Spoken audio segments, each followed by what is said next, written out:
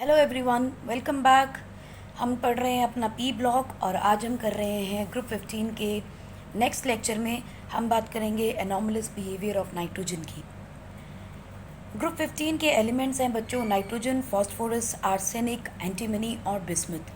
हम इनकी अक्रेंस के बारे में बात कर चुके हैं, इनके कौन कौन से ओर्स इंपॉर्टेंट हैं, how they exist in nature, electronic configuration इनकी जनरल क्या है, NH2NP3 यानी कि half filled stable p orbitals इसमें हैं, एटॉमिक रेडियस का जनरल ट्रेंड क्या रहेगा across the period down the group, and the about the ionization energy, electronegativity, उनके कुछ फिजिकल प्रॉपर्टीज़ के बारे में हमने बात की, and we were discussing about the oxidation state of group 15 elements.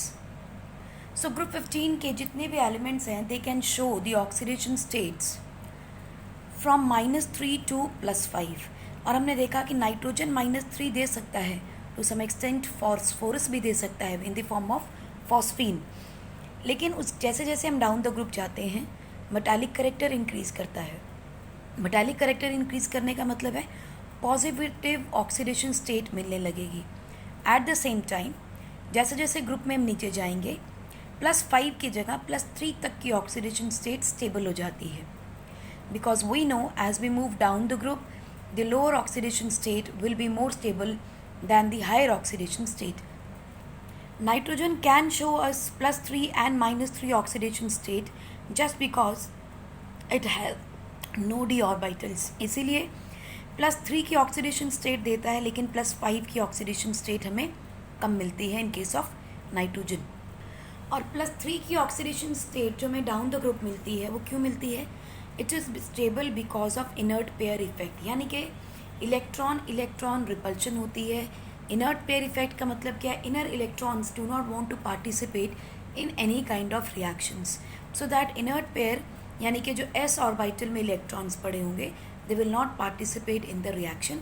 As a result only the p orbitals are going to participate in the reaction. So because we know configuration क्या होती है NH2NP3.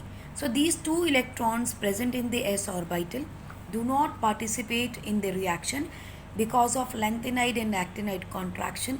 ये electrons nucleus के साथ tightly bound हो जाते हैं and these are expelled or repelled by the electrons in the outermost orbits. As a result there is a shielding effect by the s orbital and the repulsion is more in the p orbital electrons. So pp repulsion की वजह से ये 3 electron तो जा सकते हैं but ये जो है electron because of strong shielding effect and penetration effect will not participate in the reaction. Therefore down the group +3 oxidation state becomes more stable. फिर भी हमें BI बिस्मथ का 5 ऑक्सीडेशन स्टेट मिलता है, लेकिन सिर्फ और सिर्फ फ्लोरीन के साथ मिलता है। क्यों?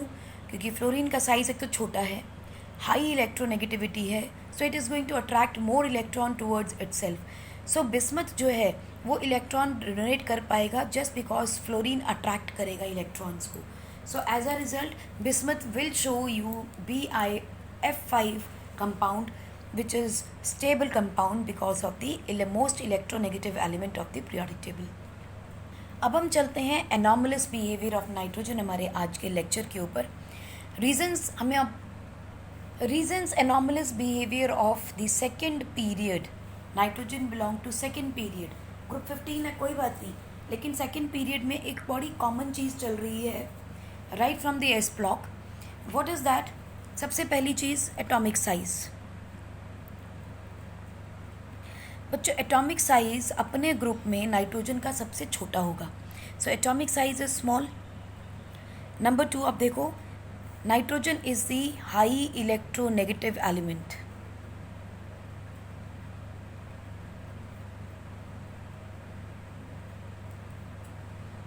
High electronegativity. दूसरी चीज़ it belongs to period number 2। अब पीरियड नंबर 2 में होने की वजह से it will have no d orbitals. d orbital ही नहीं है, लीव अलोन वेकेंट है या नहीं, d ऑर्बिटल ही एग्जिस्ट नहीं करता।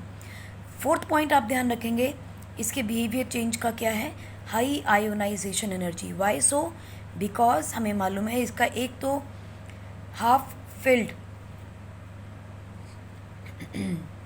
हाफ फिल्ड p ऑर्बिटल्स हैं, हाफ फिल्ड p ऑर्बिटल्स हैं which is the stable configuration, और दूसरी चीज़ क्या है, एटॉमिक साइज बहुत छोटा है. As a result there is very strong force of attraction, strong force of attraction, जिसकी वजह से आप देखोगे नाइट्रोजन में आयोनाइजेशन एनर्जी काफ़ी हाई होगी. These are the 4 major factors जिसकी वजह से नाइट्रोजन एनॉमलस बिहेवियर दिखाएगा आपको. Now because of these 4 reasons, that is the electronegativity high होना, आयोनाइजेशन एनर्जी हाई होना, no vacant d orbitals and small atomic size. इन सब की वजह से it is going to form p-pi bonds with itself. तो आपने देखा है नाइट्रोजन मॉलिक्यूल की फॉर्म में एग्जिस्ट करता है and it has triple bond. Triple bond का मतलब क्या है, अब आप लोग ऑलरेडी 11th कर चुके हैं. So 1 sigma bond and 2 pi bond. What is this pi bond, this is the p pi bond, क्योंकि d ऑर्बिटल तो है नहीं हमारे पास. ठीक है, so it is going to form p pi bond with itself as well as with other elements. ठीक है, just because of the high electronegativity दूसरों के साथ भी p पाई बॉन्ड बना पाएगा, because it is going to attract more electrons towards itself. While other congeners क्या होते हैं, वर्ड भूल तो नहीं गए. कोजेनर्स का मतलब क्या होता है, कोजेनर्स का मतलब other members of the same family. Other members of the same family do not form p pi bond due to large atomic radii and जितना ज़्यादा बड़ा रेडियस होगा उतनी कम ओवरलैपिंग हमें मिलती है. So that is why there is poor overlapping, जिसकी वजह से ये अच्छे स्ट्रॉन्ग p पाई बॉन्ड नहीं बना पाते हैं. पुअर से हम वर्ड इनइफेक्टिव भी ले या लेस इफेक्टिव भी बोल सकते हैं, कि अगर होती भी है बनती भी है तो it is not very effective overlapping, तो बहुत स्ट्रॉन्ग बॉन्ड नहीं बना पाता. So we can see that nitrogen can form triple bond and a diatomic molecule.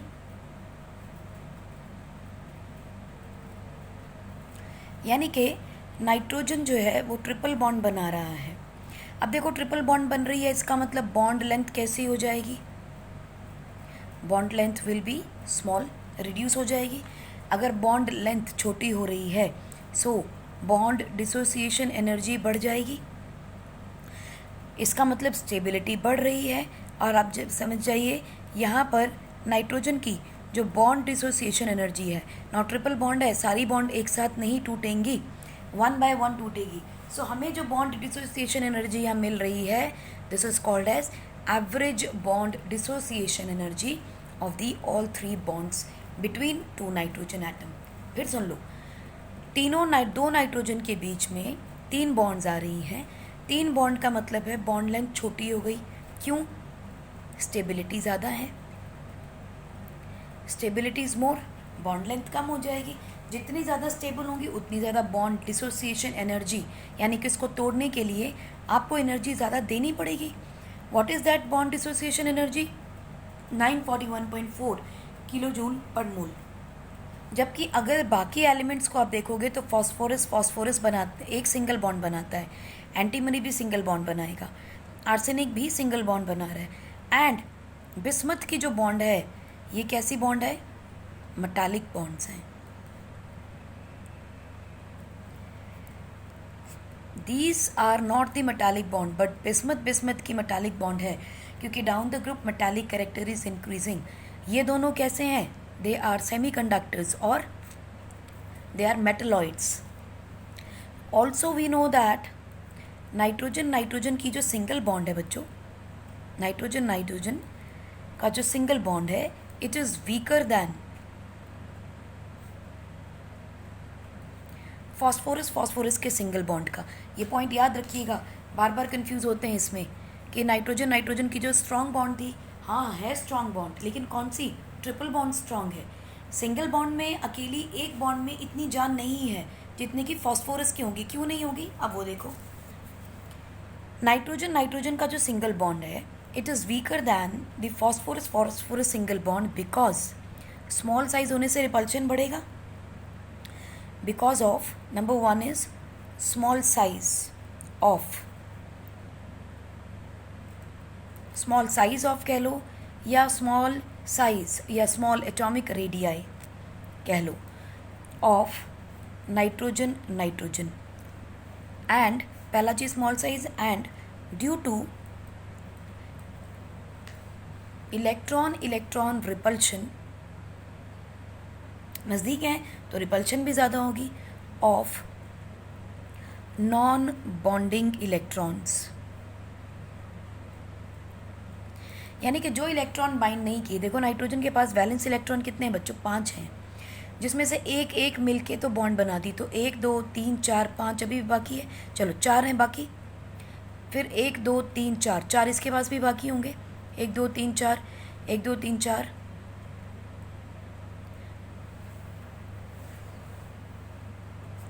सो अब ये जो इलेक्ट्रॉन्स यहाँ पड़े हैं इनमें रिपल्शन बहुत ज़्यादा हो जाएगी। अगर ये नज़दीक आते हैं, पहले तो इन दोनों में भी आपस में रिपल्शन होगी because they are lying in the same point, same atom में पड़े हैं, सेम ऑर्बिट में पड़े हैं, तो there is an electron electron repulsion. At the same time जब ये दो एटम नज़दीक आएंगे तो इन इलेक्ट्रॉन्स के बीच में भी रिपल्शन बढ़ जाएगी। लुक एट इट, इनके अंदर भी रिपल्शन है और इनमें अलग अलग आपस में भी रिपल्शन है। सो अब देखिए नॉन बॉन्डिंग इलेक्ट्रॉन यानी कि लोन पेयर्स के अंदर जो रिपल्शन है वो काफ़ी ज़्यादा स्ट्रांग हो जाती है, जिसकी वजह से नाइट्रोजन नाइट्रोजन की ये बॉन्ड कमज़ोर हो जाएगी, क्योंकि ये दूसरे को दूर कर रहे हैं। कितनी देर तक इसको होल्ड करके रखेंगे? नहीं कर पाएंगे, ठीक है। लेकिन फॉस्फोरस में क्या हो रहा है? एटॉमिक साइज बड़ा हो गया, थर्ड पीरियड आ गया, वीकेंड डी ऑर्बिटल मिल गए हमें। इसका मतलब इन दोनों के अंदर जो बॉन्ड है वो स्टेबल हो जाएगी। That is why the P bond की जो स्टेबिलिटी है सिंगल बॉन्ड की, नाइट्रोजन नाइट्रोजन की सिंगल बॉन्ड की स्टेबिलिटी से ज़्यादा है, ठीक है। दैट इज़ वाई ऑल्सो एक और रीज़न है इसके अंदर, due to these two reasons. एक तो सिंगल बॉन्ड वीक है, nitrogen do not show catenation. अब कैटिनेशन आप समझते हैं, property of combining with themselves, similar atoms में जब कंपाउंड बॉन्ड बनती है उसे हम कैटिनेशन कहते हैं। Like carbon can form long chain of carbon because of catenation. So देखिए यहाँ दो क्वेश्चन बनते हैं। पहला क्वेश्चन ये है कि नाइट्रोजन नाइट्रोजन की single bond is weaker than p bond, पहला क्वेश्चन ये है। दूसरा क्वेश्चन क्या बन सकता है यहाँ पे? दूसरा क्वेश्चन ये बन सकता है ऑल्सो नाइट्रोजन की जो ट्रिपल बॉन्ड है is stable then P single bond. इसीलिए तो ये इंडिपेंडेंटली एक डायटॉमिक गैस की फॉर्म में एग्जिस्ट करता है ना। और इसकी स्टेबिलिटी आप समझा सकते हो कैसे? बिकॉज बॉन्ड लेंथ रिड्यूस हो गई, बॉन्ड डिसोसिएशन एनर्जी इंक्रीज हो गई है, सो स्टेबिलिटी भी इंक्रीज है। We know that bond length is inversely proportional to stability, इसीलिए ये स्टेबल है। अब यहाँ बॉन्ड लेंथ कम है, नाउ पी की जो बॉन्ड लेंथ है is larger than the triple bond length of nitrogen. इसका ध्यान रखिएगा, पी की bond length is bigger than और larger than the bond length of N triple bond N, इसीलिए नाइट्रोजन स्टेबल डायटॉमिक गैस बनाती है। एक क्वेश्चन और बनता है बच्चों यहाँ पे, क्वेश्चन है why phosphorus, specifically we are talking about the white phosphorus,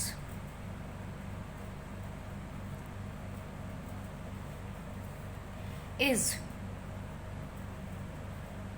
stored under water.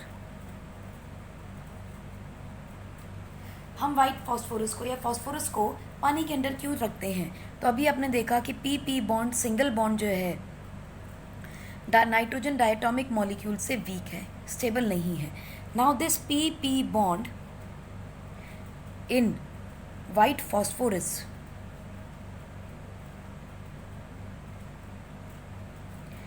is not stable, so it catches fire easily, hence stored under water। Reaction क्या होती है, चलिए वो रिएक्शन भी देख लेते हैं। अगर आप फॉस्फोरस को ऑक्सीजन के साथ छोड़ दो, यानी नेचर में एग्जिस्ट करे, फॉस्फोरस ओपन हो, तो ये P4O10 बनाती है, ठीक, P4O10 and it is explosive. P4 it is highly explosive, यानी कि इतनी ज़्यादा एनर्जी रिलीज करता है ये रिएक्शन कि वो आग लग जाती है। ऑन द कॉन्ट्ररी, अगर हम रेड फॉस्फोरस की बात करें बच्चों,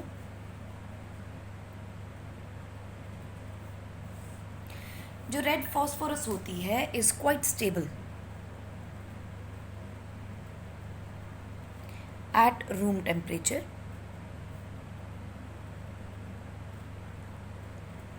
due to difference in structure and bonding. अगर ये कोई कहता है कि रेड फॉस्फोरस स्टेबल है as compare to white phosphorus, तो उसका रीज़न है उसका स्ट्रक्चरल डिफरेंस, ठीक है। अब ये पता है phosphorus belong to third period, third period के अंदर वेकेंट डी ऑर्बिटल्स आ गया, सो इसका मतलब phosphorus can form p pi bond, ठीक है, and phosphorus and arsenic can form, arsenic भी बना सकता है d pi bond. We know why, because ये एक थर्ड पीरियड में आने वाला एलिमेंट है और वहाँ पर हमारे पास ट्रांजिशन एलिमेंट्स आ जाते हैं, सो इसीलिए with transition elements it can form d pi bond, where compounds like triethyl phosphorus बन सकता है, या आर्सेनिक का देखेंगे तो ट्राई इथाइल आर्सेनिक बन सकता है। These act as ligands. अब आप सोच रहे होंगे लाइगैंड्स क्या हैं बच्चों, इसके बारे में हम बात करेंगे कोऑर्डिनेशन केमिस्ट्री के अंदर। इसको यहाँ ध्यान रखिएगा, सो दैट जब हम लाइगैंड पढ़ेंगे वहाँ तो इन कंपाउंड्स को दोबारा डिस्कस करेंगे। So this is what is ligand. चलिए एक इन जनरल आपको छोटा सा हिंट दे देते हैं कि लाइगैंड क्या होते हैं। देखिए आपने एक कंपाउंड पढ़ा होगा FeCN6 2 नेगेटिव, FeCN6 2 नेगेटिव, इसे हम लोग कोऑर्डिनेशन केमिस्ट्री में पढ़ेंगे बच्चों। This is called as complex ion और कोऑर्डिनेट आयन, राइट। इस आयन के अंदर एक सेंट्रल एटम है और एक लाइगैंड है। सेंट्रल एटम कौन है इसमें? आयरन। और लाइगैंड कौन है? साइनाइड। यानी कि सेंट्रल एटम के साथ कितने और एटम लगे हुए हैं, कम मॉलिक्यूल या आयन्स लगे हुए हैं, that is called as ligand. तो इसका स्ट्रक्चर देख लेते हैं एक बार, फिर विल जस्ट मूव ऑन, क्योंकि अगर इसको पढ़ेंगे तो कोऑर्डिनेशन केमिस्ट्री में घुस जाएंगे। Do not want to do that. So यहाँ पे क्या हो रहा है, there is a coordinate bond being formed, जिसके अंदर एक आपका टोटल पेयर ऑफ आयन, यानी कि एक लोन पेयर ये लाइगेंट देगा। दिस इज़ 1 लाइगेंट 2 3 4 5 6, 6 लाइगेंट लगे हुए हैं और हर लाइगेंट एक लोन पेयर दे रहा है, जिसकी वजह से एक डेटिव बॉन्ड बन रही है।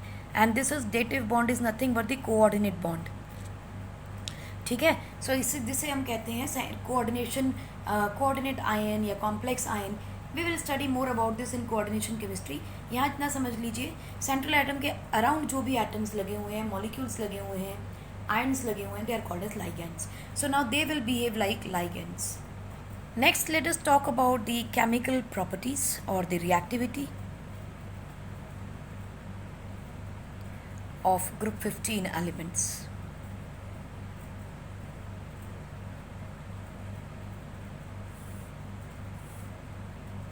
तो सबसे पहले हम देखते हैं रिएक्टिविटी विद हाइड्रोजन।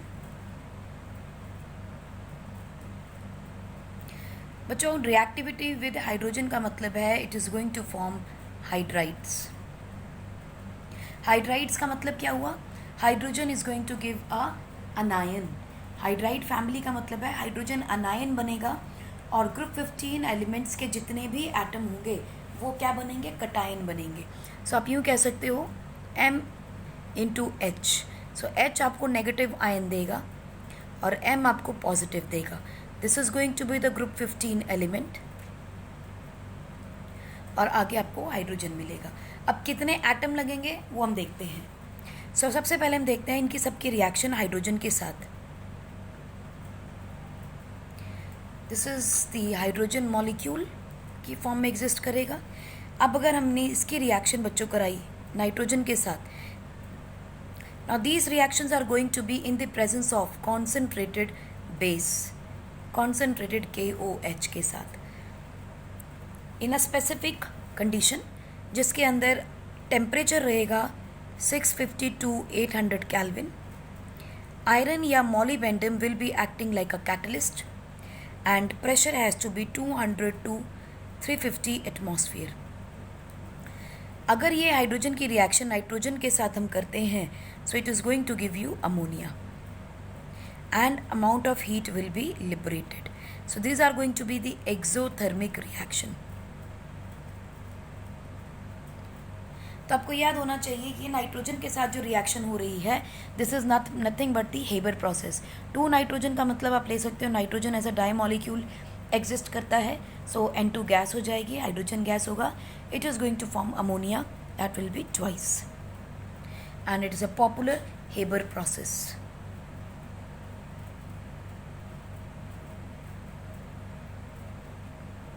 राइट, अब ये जो अमोनिया है बच्चों, दिस इज, इसका यूज़ क्या है हमारे पास? It is use for manufacturing nitric acid as well as for manufacturing fertilisers. या तो नाइट्रिक एसिड बनेगा या फिर इससे फर्टिलाइजर बनता है। मोस्ट ऑफ द टाइम हम इसके लिए इसको यूज़ करते हैं। नेक्स्ट आप देखो, हाइड्रोजन के साथ रिएक्शन करते हैं बच्चों फॉस्फोरस की। अगर आपने फॉस्फोरस के साथ बैलेंस कर सकते हैं रिएक्शन को, it will be 3 hydrogen over here. So ये क्या बनाएगा आपके पास? PH3 twice. What is this? This is phosphine और फॉस्फीन। और फॉस्फीन जो है बच्चों मेजर प्रोडक्ट है यहाँ पे, ऑल्दो हमें यहाँ पर एक बाई प्रोडक्ट भी मिलता है। हम बाई प्रोडक्ट की बात इसलिए नहीं करते because it is less important, but we can just express it. It is 3KH2PO2। Concentrated KOH की प्रेजेंस में ये सारी रिएक्शन होगी, correct. So it is going to give you phosphine. Similarly अगर हम आर्सेनिक के साथ करें इसकी रिएक्शन, तो you will get arsine, then you will get, अगर आर्सेनिक की जगह एंटीमनी के साथ करोगे तो यू विल गेट स्टीबाइन, और बिस्मुथ के साथ you will get bismuthine. So basically आपने पीछे पीछे INE लगा देना है, ठीक है। और कंपाउंड क्या बनेगा आपका? हाइड्राइड बनेंगे इनके सबके, स्टीबाइन, बिस्मुथाइन, आर्साइन। और बच्चों ध्यान रखना, ये सारे के सारे अमोनिया को छोड़ दें अगर, बाकी सब के सब these are highly poisonous.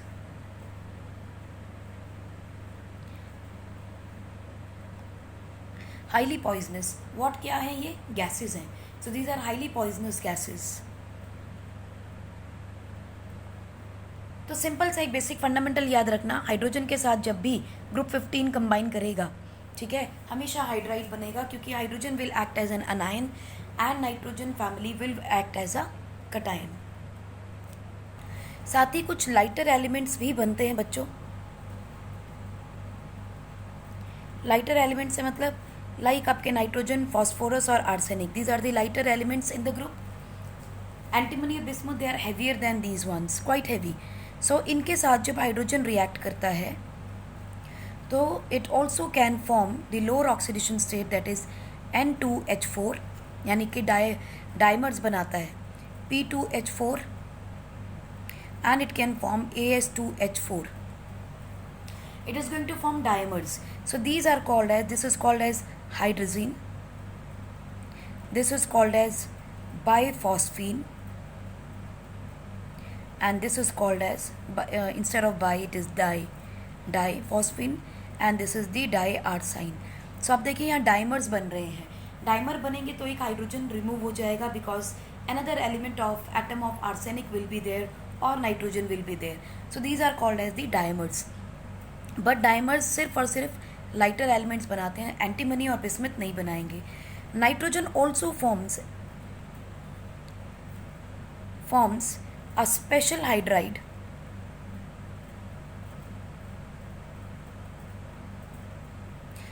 a special hydrogen compound that is called as HN3। बड़ा डिफरेंट कंपाउंड है, ध्यान रखिएगा इसका। This is known as hydrogen azide, जिसमें नाइट्रोजन नेगेटिव ऑक्सीडेशन शो कर रहा है -1 और hydrogen is showing the positive oxidation state. But इसमें हम क्या लिखेंगे, this is also called as hydrazoic acid. It is a very special compound, इसका ध्यान रखिएगा। HN3 is the hydrogen azide. So just अगर समराइज करें तो हम क्या कहेंगे, अगर टेम्परेचर, प्रेशर कंडीशंस और कोई ना कोई इलेक्ट्रोलाइट कैटलिस्ट आपके पास है, तो ये सारे के सारे अपने हाइड्राइड्स बनाते हैं in the form of ammonia, phosphine, arsine, stibine, bismuthine. और अगर लाइटर एलिमेंट्स को देखें तो हाइड्रोजन के साथ they can also form dimers, और अमोनिया एक स्पेशल एसिड बनाता है which is called as hydrazoic acid. Hydride की प्रिपरेशन कैसे होती है, जो बहुत सिंपल है। अगर आपने कोई भी बाइनरी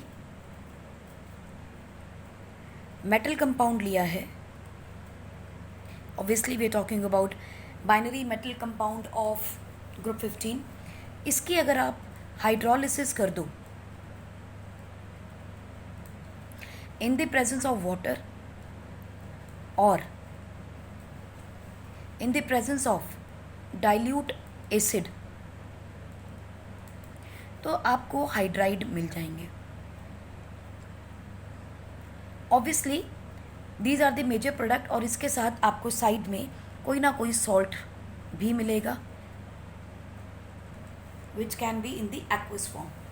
ठीक है, पानी है तो एक्वस फॉर्म में आएगा। ठीक, अब देखते हैं बनेगा क्या। बाइनरी मेटल कंपाउंड देखते हैं कौन सा हो सकता है। लेट अस से वी हैव Mg3N2, इसकी रिएक्शन आपने की है पानी के साथ, क्या मिलेगा आपको, magnesium hydroxide, and you will get ammonia. Similarly let us take calcium लेके देख लो।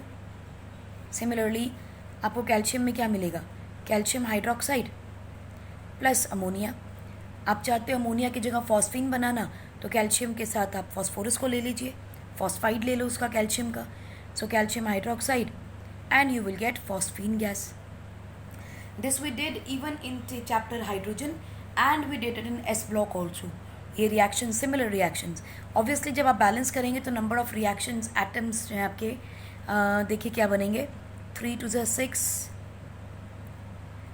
6, तो 6 मॉलिक्यूल्स ऑफ वाटर आपको कम से कम चाहिए with binary metal compounds, right. Similarly चलिए हम देखते हैं, अब एसिड के साथ भी देख लेते हैं।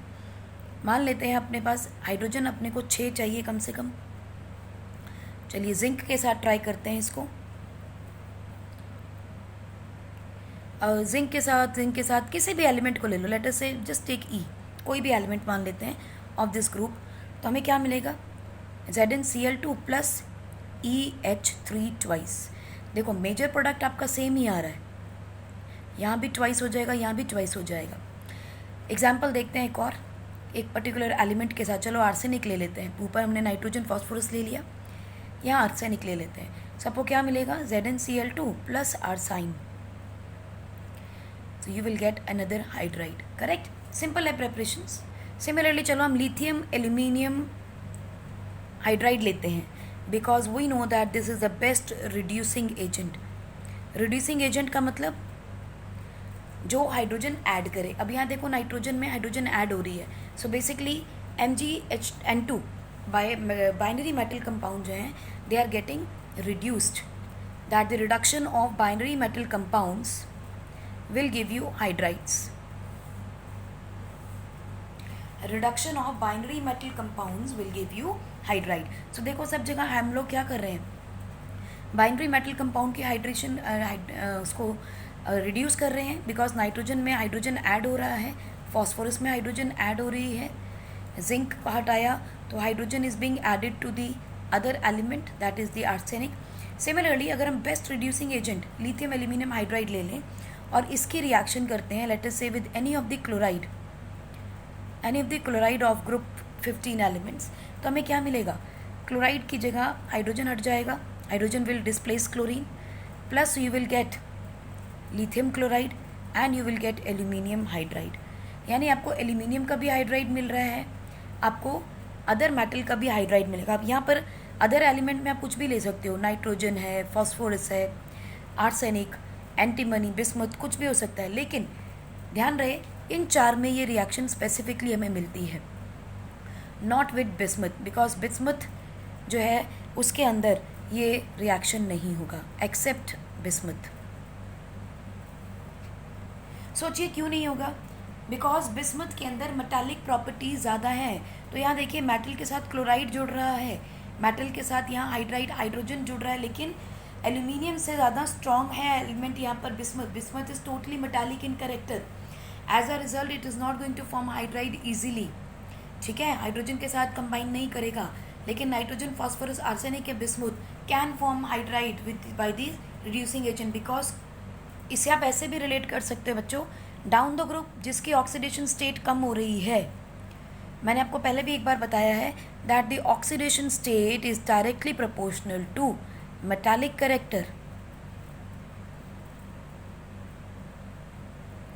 जिसके अंदर ज़्यादा ऑक्सीडेशन स्टेट होगी वो अच्छा मेटालिक कैरेक्टर होगा, और जो मेटालिक कैरेक्टर होते हैं बच्चों they are them self reducing agent, क्योंकि इलेक्ट्रॉन दे रहे हैं, किसी और को रिड्यूस करने की कोशिश कर रहे हैं, खुद ऑक्सीडाइज होते हैं। सो बीइंग बिस्मुथ की ऑक्सीडेशन स्टेट जो है that is going to be +3 oxidation state, और down the group metallic character increase करेगा, तो ये एक अच्छा ऑक्सीडाइजिंग एजेंट हो सकता है rather than the reducing agent. इसमें एक और चीज़ ध्यान रखिए, बिस्मुथ क्यों नहीं करेगा, क्योंकि बॉन्ड डिसोसिएशन एनर्जी बच्चों डिक्रीज कर जाएगी एंड स्टेबिलिटी भी डिक्रीज कर जाएगी। किसकी वाला, हाइड्राइड्स की। अगर बॉन्ड डिसोसिएशन एनर्जी कम हो रही है, स्टेबिलिटी कम हो रही है, it is not going to form Bi, सो BiH3 will not be formed.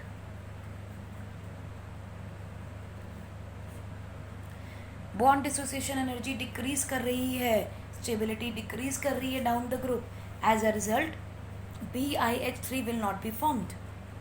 सो कई बार एक क्वेश्चन आया है बच्चों, बोर्ड्स में भी आया है एंड इवन कॉम्पिटिशन्स में आया है, you can take AI EEE या नीट में, that what is the reducing power order of hydrides of group 15। तो कौन कौन से हाइड्राइड्स हैं हमारे पास ग्रुप 15 के अंदर, we have ammonia, phosphine, arsine, stibine and we have bismuthine, right. वो पूछते हैं इसमें रिड्यूसिंग पावर का ऑर्डर क्या है, ठीक है। अब अगर रिड्यूसिंग पावर का ऑर्डर देखेंगे तो रिडक्शन के लिए क्या ज़रूरी है बच्चों? पहली चीज़ बॉन्ड डिसोसिएशन एनर्जी, अगर ये कम होगी इसका मतलब बॉन्ड लेंथ बढ़ेगी, जितना दूर होगा उतनी जल्दी आसानी से तोड़ पाएंगे। अगर बॉन्ड लेंथ बढ़ती है तो स्टेबिलिटी का क्या होगा? कम हो जाएगी। और एसिडिक करेक्टर कैसा होगा? एसिडिक करेक्टर इंक्रीज कर जाएगा। Since H positive is released easily down the group, देखो ना, बिस्मुथ का कटायन बहुत बड़ा हो जाएगा, हाइड्रोजन का आयन बहुत छोटा है। एज अ रिजल्ट दोनों के बीच की जो बॉन्ड है वो वीक हो जाएगी। अगर बॉन्ड लेंथ डिसोसिएशन एनर्जी कम है तो बॉन्ड लेंथ ज़्यादा होगी, स्टेबिलिटी कम होगी, एसिडिक करेक्टर बढ़ेगा। एसिडिक करेक्टर बढ़ने का मतलब क्या है? हाइड्रोजन जल्दी रिलीज कर देगा, नाइट्रोजन जल्दी नहीं करेगा, बिस्मुथ जल्दी रिलीज कर देगा। सो इसका मतलब वहाँ down the group acidic character बढ़ रहा है। Since acidic character increases and basic character decreases down the group, therefore order of reducing power of hydrides will be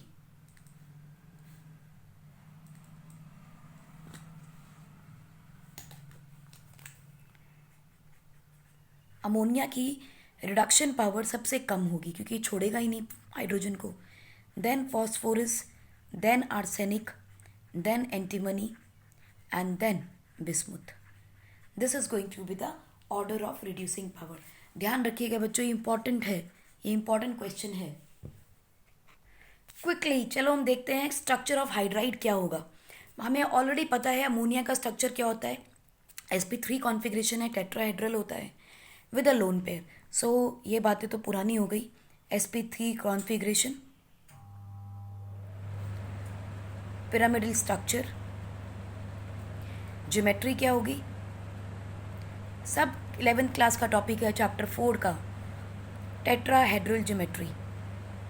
obviously कैसे? With a lone pair, right. So फटाफट structure भी देख लेते हैं।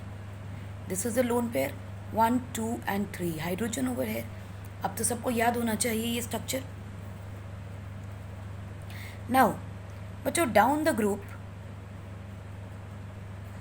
Since atomic size increases, net nuclear effect decreases, so distance between cation with that is the central atom, कौन है central atom? Nitrogen. distance between the central atom and lone pair increases down the group। जैसे जैसे हम नीचे जाएंगे atom का size बढ़ रहा है, न्यूक्लियर फोर्स कम हो रही है। लोन पेयर का मतलब क्या है? The electron pair which is residing in the outermost electron, outermost shell, वो डिस्टेंस बढ़ना शुरू हो गया।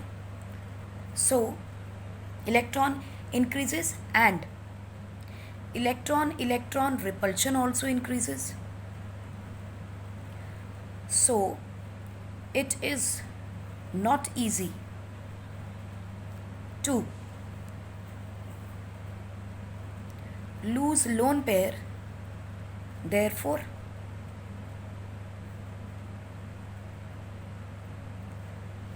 acidic character increases. Okay, down the group, since atomic size is increasing, nuclear effect is decreasing, so distance between central atom and the lone pair increases, electron repulsion भी बढ़नी शुरू हो गई। ओके, सेंट्रल एटम और lone pair में अगर distance बढ़ेगा तो repulsion between these electrons is also going to decrease, not increase, it is going to decrease. ठीक, देखिए सेंट्रल एटम और लोन पेयर के बीच के अंदर की डिफरेंस बढ़ रहा है। सो इलेक्ट्रॉन का जो रिपल्शन है वो कम हो जाएगा क्योंकि डिस्टेंस ज़्यादा होने लग गया, हमें यहाँ पर स्पेस ज़्यादा मिल रही है। एटम का साइज जब बड़ा होता है तो स्पेस ज़्यादा मिलने लगती है. सो आपस में इलेक्ट्रॉन इलेक्ट्रॉन की रिपल्शन कम हो जाती है. So it is not easy to lose this lone pair, therefore the acidic character increases. while basic character decreases. Also, electron electron repulsion decreases in the structure. We are talking about the structure, ध्यान रखिएगा. repulsion decreases, hence अगर repulsion कम होगी तो क्या होगा, bond angle छोटा हो जाएगा. Hence bond angle decreases. देखिए प्रैक्टिकली इसको देखते हैं कैसे. नाइट्रोजन का जो हमने स्ट्रक्चर बनाया है बच्चों, यहाँ पर हाइड्रोजन है, हाइड्रोजन है, हाइड्रोजन है. इनमें रिपल्शन है, बॉन्ड पेयर रिपल्शन हो रही है. There is a bond pair repulsion. As a result यहाँ पर एंगल जो आपका 109 डिग्री होना चाहिए था वो इंक्रीज कर जाता है थोड़ा सा. लेकिन अगर हम फॉस्फोरस का देखें तो हमें मालूम है, क्योंकि ये लोन पेयर का डिस्टेंस बढ़ गया है, दिस सेंट्रल एटम से लोन पेयर का डिस्टेंस बढ़ गया है. So now this is not going to repel. यहाँ पर लोन पेयर बॉन्ड पेयर की जो रिपल्शन है, lone pair bond pair repulsion है, वो कम हो गई है. अगर ये कम हो गई तो ये फैलना शुरू हो जाएगा. They will start moving away. इसका मतलब ये जो रिपल्शन है इन दोनों में, तो एक दूसरे को दूर करने की इच्छा थी, क्योंकि जब ये कम हो गई तो ये अपने बॉन्ड एंगल्स अपने अपने एंगल पे रहेंगे. So as a result this bond pair repulsion, this bond pair repulsion will also decrease.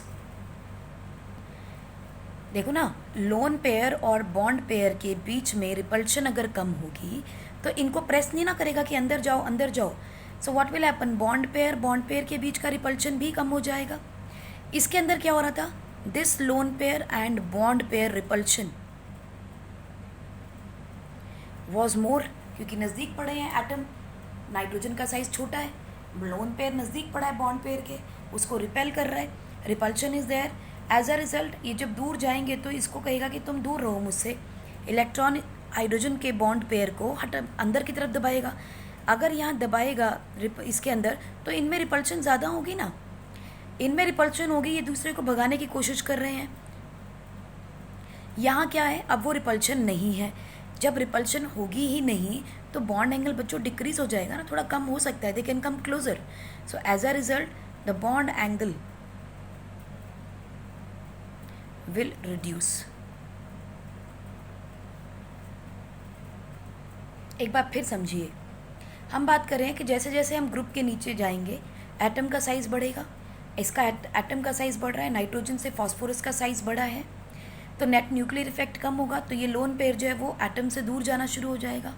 जब ये दूर जाएगा तो इस इलेक्ट्रॉन पेयर के साथ रिपल्शन कम हो जाएगी.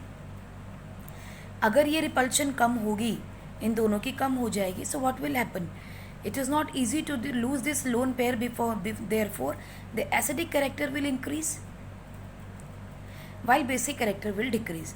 लेकिन इलेक्ट्रॉन रिपल्शन कम हो रहा है, इन दोनों में रिपल्शन कम हो रहा है, hence the bond angle will decrease. क्योंकि जब इनमें रिपल्शन कम होगा, ठीक है, इन दोनों में रिपल्शन कम है, स्पेस मिल गया, इनमें भी रिपल्शन कम हो जाएगी बॉन्ड पेयर में. So they can come little closer to one another. ठीक है, as a result the bond angle will reduce. अब थर्मल स्टेबिलिटी का क्या होगा बच्चों, ये कम हो जाएगी, it will decrease down the group. क्यों होगा, पहला पॉइंट, एटॉमिक साइज इंक्रीज कर रहा है. करेक्ट, किसका, ऑफ सेंट्रल एटम. चलो पूरा लिख लेते हैं, of central atom. Correct. Number 2, bond length. ध्यान रखिएगा, हम हाइड्राइड की बात कर रहे हैं. Bond length of central atom and hydrogen increases. अगर बॉन्ड लेंथ इंक्रीज करेगी तो बॉन्ड की स्टेबिलिटी क्या होगी? Bond stability of central atom, हम इसको ई कर लें अब, central atom E and hydrogen will decrease. क्यों डिक्रीज कर रही है? क्योंकि बॉन्ड डिसोसिएशन एनर्जी डिक्रीज कर गई। इसे आप ऐसे देखिए, ये है आपके पास nitrogen, hydrogen, hydrogen, hydrogen. Atom हमारा कौन है? सेंट्रल एटम ये है, राइट। ये सेंट्रल एटम के नज़दीक नज़दीक पड़े हैं सब कुछ, क्योंकि इसका एटम का साइज़ छोटा है। अब चलते हैं फॉस्फोरस। फॉस्फोरस का साइज़ नाइट्रोजन से बड़ा है, तो लोन पेयर भी थोड़ा दूर हो जाएगा, हाइड्रोजन की बॉन्ड भी थोड़ी बड़ी हो गई। अब देखो बॉन्ड लेंथ बढ़ गई है, रिपल्शन कम हो गई इनके बीच में, इन दोनों के बीच का रिपल्शन कम हो जाएगा,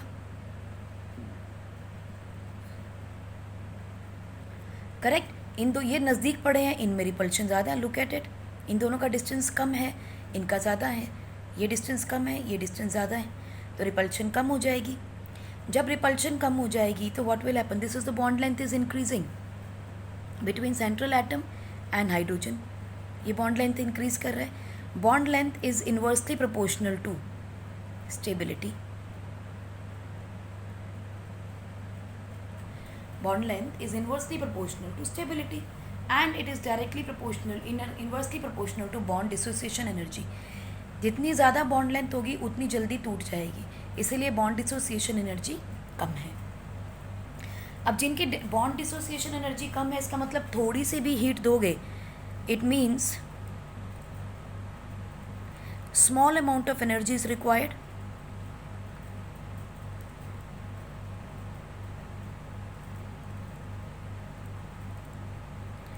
टू ब्रेक एलिमेंट और हाइड्रोजन बॉन्ड। इस बॉन्ड को तोड़ने के लिए बहुत ही कम अमाउंट एनर्जी चाहिए, और हमें पता है as we moving toward in the down the group ये एनर्जी कम होती जा रही है। इसका मतलब क्या होगा? सो स्टेबिलिटी ऑफ हाइड्राइड्स, कौन सी stability? Thermal. Thermal stability of hydrides decreases down the group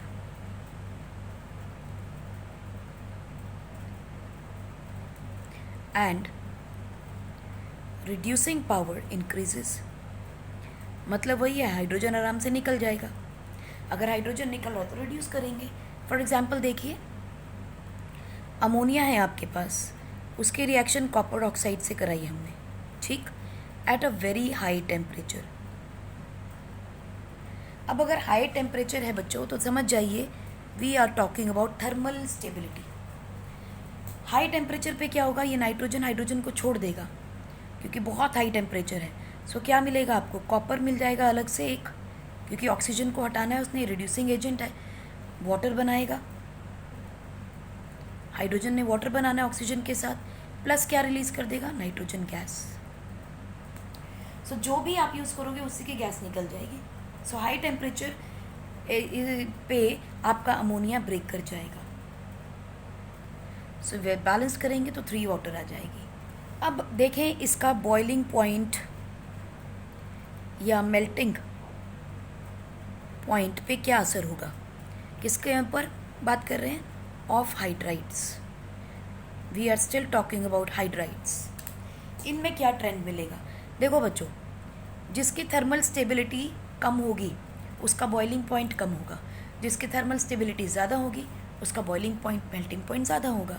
so what is it? Nitrogen है आपके पास, फॉस्फीन है, आर्सीन है, एंटीमनी के साथ बनाएंगे और बिस्मुथाइन आ जाएगा, ठीक। अब आपको ये ध्यान रखना है कि जब भी मेल्टिंग पॉइंट बॉइलिंग पॉइंट हम बात करते हैं तो वहाँ पर basically we talk about atomicity या फिर मॉलिक्यूलर मास। अब हमें ये मालूम था कि बॉइलिंग पॉइंट हो या मेल्टिंग पॉइंट हो, it has a direct relationship with molecular mass और द मॉलिक्यूलर साइज। क्यों? Because it is directly proportional to van Waals forces. जिसमें जितनी स्ट्रॉन्ग वैन वॉल फोर्सेस होंगी उसका बॉइलिंग पॉइंट बॉइलिंग पॉइंट उतना ही ज़्यादा हाई होगा। So van Waals forces is directly proportional to boiling point और melting point. Correct. तो हमारा एक्सपेक्टेड ट्रेंड क्या होगा, बिस्मुथ का सबसे ज़्यादा, अमोनिया का सबसे कम। मगर आप भूल गए नाइट्रोजन को भूल गए। Nitrogen is the most electronegative element of group 15 and will form hydrogen bond. Ammonia है most electronegative element and hydrogen, so hydrogen bond की फॉर्मेशन हो रही है। इसी वजह से अमोनिया का बॉइलिंग पॉइंट थोड़ा ज़्यादा होगा, ठीक है। सो बॉइलिंग पॉइंट और melting point of ammonia is higher than that of phosphine. बस ये ट्रेंड आपको ध्यान में रखना है। सो आप क्या लिखेंगे, ट्रेंड क्या हो जाएगा आपके पास, फॉस्फीन का सबसे कम, देन अमोनिया एंड देन जी जनरल ट्रेंड।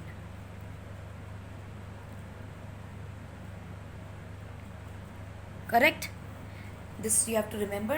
क्यों है, बिकॉज पहली बात पूरा जनरल ट्रेंड ही क्यों है, क्योंकि वैन डर वाल फोर्सेस बढ़ रही हैं। वैन डर वाल फोर्सेस क्यों बढ़ी थी, क्योंकि मॉलिक्यूलर साइज बढ़ा हुआ था। लेकिन फिर नाइट्रोजन और फॉस्फोरस में डिफरेंस, फॉस्फीन और अमोनिया में डिफरेंस क्यों आया, बिकॉज ऑफ हाइड्रोजन बॉन्डिंग। अब हम बात कर रहे हैं सॉल्युबिलिटी ऑफ हाइड्राइड्स। बच्चों मैं फिर बता दूं, ये टॉपिक इम्पॉर्टेंट हैं आपके, please don't take them lightly. आप हाइड्राइड के ऊपर क्वेश्चन बहुत पूछे जाते हैं। Solubility of hydrides, ammonia is soluble in water. आप समझ गए क्यों, पानी में क्या बनेगा, yes it is going to form hydrogen bond. Ammonia पानी में घुल जाएगा क्योंकि हाइड्रोजन बॉन्ड बनेगी, rest all are not soluble because they will not form the hydrogen bond. So let us just summarize quickly hydrides को। Hydrides में सबसे पहले क्या है, अमोनिया है, फॉस्फीन है, आर्साइन है, स्टेनाइन है, बिस्मुथाइन है, जिसमें से आपके पास rest 4 are poisonous except ammonia. They can also form dimers. Ammonia का, नाइट्रोजन का साथ फॉस्फीन का है, आर्साइन का बनता है डाइमर, उससे हैवी एलिमेंट्स के डाइमर्स नहीं बनते। नाइट्रोजन एक खास तरह का एसिड भी बनाता है, that is called as hydrazoic acid. This is only form by the nitrogen. Structure अगर हम देखें अमोनियम के ग्रुप 15 के एलिमेंट्स का, it is tetrahedral geometry, sp3 configuration होती है with a lone pair and they form pyramidal structure और the diagram. Hydrides जो है, अगर बाइनरी कंपाउंड्स के साथ इनकी एसिडिक रिएक्शन की जाए या हाइड्रोलिसिस की जाए, they are going to form hydrides. We can take any of the bimetal or the binary compounds of these elements. These hydrides are have the strong reducing strength which increases down the group. Down the group increase क्यों करती है, क्योंकि bond dissociation energy कम होती है। Basic strength जो है hydride का, down the group कम होगा, एसिडिक स्ट्रेंथ बढ़ेगा क्योंकि हाइड्रोजन इजीली छोड़ देगा। अगर हाइड्रोजन इजीली छोड़ रहा है, इसका मतलब बॉन्ड डिसोसिएशन एनर्जी कम है। अगर बॉन्ड डिसोसिएशन एनर्जी कम है तो थर्मल स्टेबिलिटी भी कम होगी। देखिए बॉन्ड डिसोसिएशन एनर्जी कम है, जैसे जैसे नीचे जा रहे हैं बॉन्ड लेंथ बढ़ रही है। क्यों बढ़ रही है, क्योंकि एटम का साइज़ बढ़ रहा है, कटाइन का साइज़ बढ़ रहा है, एंड दी लोन पेयर और the bond pair they are moving away from the central atom, so the bond length is increasing, bond dissociation energy कम हो रही है। Then we will talk about the melting and boiling point. Normal trend क्या होता है, boiling point and melting point increases down the group. Why so, because molecular mass increase कर रहा है, van der Waals forces increase करती हैं। But ammonia का maximum होता है, फॉस्फीन का सबसे कम होता है। कारण क्यों है, बिकॉज इसमें हाइड्रोजन बॉन्ड होगी। Okay, let me just make the correction guys. In this trend हमने अमोनिया को सेकेंड पोजीशन पे लिया था, लेकिन अमोनिया का सबसे ज़्यादा होगा। Reason behind hydrogen bond, hydrogen bond is stronger than the van der Waals forces. सो इसीलिए अमोनिया का बॉइलिंग पॉइंट, मेल्टिंग पॉइंट सबसे ज़्यादा हाई होगा as compared to the phosphine. Similarly, let us go to the solubility. Because of hydrogen bond, it is soluble. Rest all will be insoluble. Bond angle down the group आपका increase करेगा। क्यों decrease करेगा? Because of the electron reduction in the electron repulsion of the bond pair electron. तो वो नज़दीक आने की कोशिश करेंगे, क्योंकि repulsion नहीं है तो bond angle कम होता चला जाएगा। नेक्स्ट बच्चों हम बात करेंगे reactivity with oxygen, that is the formation of the oxides of the group 15. We are not talking about the oxides only of nitrogen, we are talking about all the oxides, all the elements can form the oxides. Usually हमें जो oxides इसके मिलते हैं बच्चों, वो हमें दो तरीके के मिलते हैं, E2O3 and E2O5. E2 मतलब the element of this group 15, यानी कि ऑक्सीजन के साथ which is more electronegative than these metals, because हमें पता है पॉलिंग स्केल पे क्या था, FON. एक नाइट्रोजन को छोड़ दिया जाए अगर, तो ऑक्सीजन जो है it is the most electronegative element, even higher than that of nitrogen. So एक फॉस्फोरस है आपके पास, एक नाइट्रोजन है इस ग्रुप से. फॉस्फोरस और नाइट्रोजन दोनों ही इलेक्ट्रोनेगेटिव एलिमेंट है, but oxygen is more electronegative. So they are going to form two kind of oxides, E2O3 and E2O5. We know that oxidation state, it is directly proportional to acidic character. Therefore E2O5 will be more acidic than E2O3, क्योंकि इसमें E की oxidation state है +5, इसके अंदर है +3. So +5 is more than +3. It means that the oxidation state of the element will be higher in +5. सो इसीलिए आपके E2O5 यानी जो भी ऑक्साइड्स होंगे they will be more acidic. So आपके पास क्या क्या आ सकता है, लेट अस से वी हैव N2O3, हम ट्राईऑक्साइड लेते हैं इनके, antimony oxide and then bismuth का ऑक्साइड. हमने क्या कहा है, down the group acidic character का क्या होगा, कम हो जाएगा. क्यों कम हो जाएगा, क्योंकि ऑक्सीडेशन स्टेट कम हो जाएगी. देखिए कैसे, डाउन द ग्रुप में सिर्फ ऑक्सीडेशन स्टेट मैटर नहीं कर रही, और भी बहुत सारी चीज़ें होंगी. देखते हैं क्या. पहली चीज़ आप ध्यान रखोगे कि ये दोनों जो हैं नाइट्रोजन और फॉस्फोरस, इनके ऑक्साइड्स जो हैं they are acidic in nature. Now again remember we are talking about the acidic character of oxides and not the hydride. Hydride में down the group acidic character increase कर रहा था. यहाँ पे क्या होगा, देखिए these are the amphoteric, metallic character increase कर रहा है, सो बेसिक ऑक्साइड बनेगा, बेसिक ऑक्साइड बनेगा. So this is basic. So down the group acidic character decreases.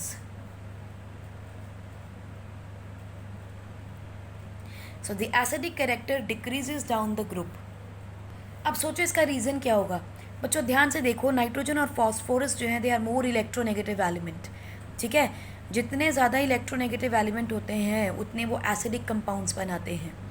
जितने इलेक्ट्रो पॉजिटिव होते हैं they form basic. Remember period में आपके पीरियोडिक टेबल के अंदर जो आपके मेटल्स हैं दे आर इलेक्ट्रो पॉजिटिव. वो कहाँ हैं, S ब्लॉक में, D ब्लॉक में, दे फॉर्म बेसिक ऑक्साइड्स. जबकि आपके जो P ब्लॉक के एलिमेंट्स हैं they are more electronegative and they form the acidic oxides. So nitrogen and phosphorus is going to form the acidic oxide, जबकि आपका bismuth being more electropositive will form the basic oxide. So अगर कोई पूछता है कि down the group acidic character decrease क्यों कर रहा है, तो आप लिख सकते हैं because metallic character increases down the group and electropositivity increases down the group. So basic oxides are formed, or the basic character increases down the group.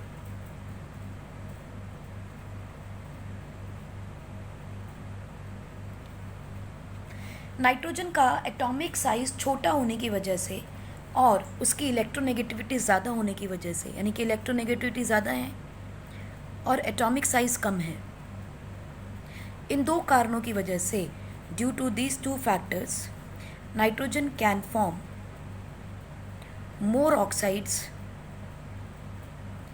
with oxygen and can show +1 to +5 oxidation states. Why so? Due to the formation of P pi bond with oxygen. P pi bond क्यों बनाएगा oxygen के साथ? क्योंकि nuclear force of attraction ज़्यादा है ना, क्योंकि size छोटा है। इलेक्ट्रोनेगेटिविटी है, सो इलेक्ट्रॉन को छोड़ना नहीं चाहता, अपने साथ बांध के रखता है।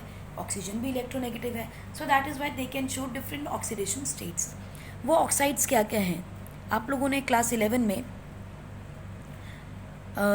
लॉ ऑफ मल्टीपल प्रोपोर्शन एक लॉ पढ़ा था, जिसके अंदर आपने देखा था कि नाइट्रोजन वैरायटी ऑफ ऑक्साइड्स बनाता है। सो देखिए N2O, NO, N2O3, N2O4, N2O5, ये सारे बनते हैं। जबकि फॉस्फोरस में क्या बनता है? P4O6, P4O8, P4O5. Arsenic can show certain oxides, only two, that is oxide 3 and 5. 3 और 5 तो आपको सबके ही मिलेंगे, क्योंकि ये सारे ही बना रहे हैं। आर्सेनिक के साथ बिस्मथ का भी मिलेगा आपको O3 एंड O5, ये आपको सारे मिलेंगे इन केस ऑफ। लेकिन नाइट्रोजन के देखिए आपको ज़्यादा मिल रहे हैं और फॉस्फोरस का एक एडिशनल मिल रहा है। It is a dimer, nothing, ठीक है। So this is how we have different oxides of the group. अब इसके अंदर ध्यान रखिएगा that acidic character decreases down the group. अब इसमें कई बार क्वेश्चन जो आता है वो आता है आपको फॉस्फोरस के साथ ऑक्सीजन की रिएक्शन का, because it is an explosive reaction. So उसके बारे में कई बार क्वेश्चन पूछ लिया जाता है, बिकॉज हमने पहले भी पढ़ा है कि वाइट फॉस्फोरस जो है वो अनस्टेबल होती है ऑक्सीजन के साथ। और यहाँ वाइट फॉस्फोरस को अगर आप लिमिटेड ऑक्सीजन देते हैं तो वो आपको एक कंपाउंड बनाता है P4O6 का ऑक्साइड। एंड अगर आप एक्सेस में दे देते हो तो ये P4 बनाएगा आपको P4O10 oxide. This is the dimer of P2O5 and this is the dimer of P2O3, right? ये दो तरह के आपको ऑक्साइड्स बना देता है। And this one that is a P4O5, it has very strong affinity for water, यानी कि पानी में झट से घुल जाता है। So used as